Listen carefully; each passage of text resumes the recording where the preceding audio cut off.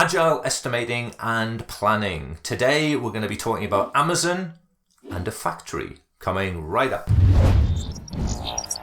My name is Gary Strawn. Welcome to Development That Pays and welcome back to part 3 of our mini-series on Agile estimating and planning.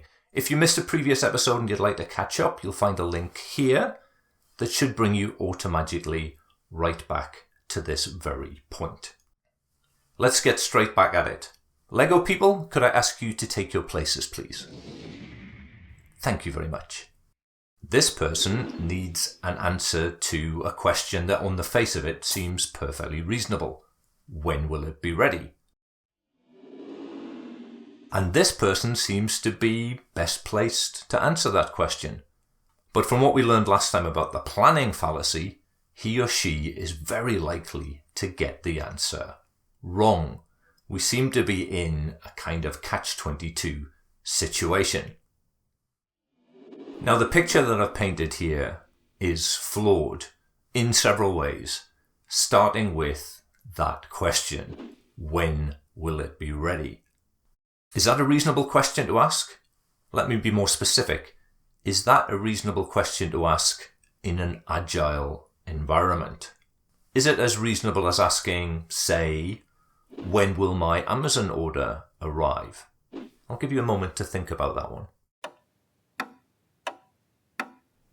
No, it's not the same at all. Your Amazon order is the gazillionth order that Amazon has handled. As processes go, it's very, very well understood. Amazon can predict with a high degree of accuracy the day of your delivery, sometimes even the hour of your delivery, because they've handled packages like yours to addresses like yours 1,000,000 times before. The situation here is very different. The software development team spends much of its time doing things that haven't been done before, or at the very least, that it hasn't done before. Every day is an adventure into the unknown. A mental model that I find useful is to think of the software development process as happening within an imaginary factory. The factory is the development team's domain. Others enter by invitation only.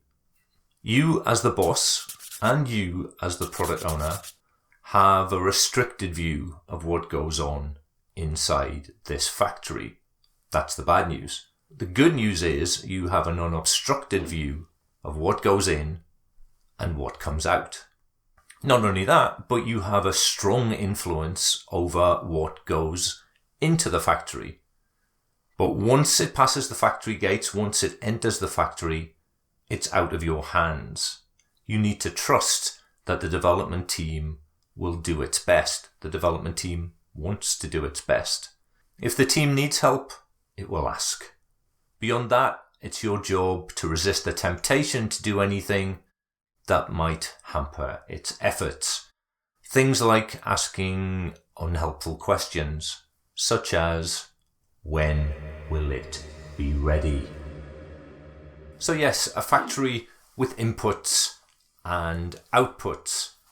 Now the factory itself is an estimation-free zone.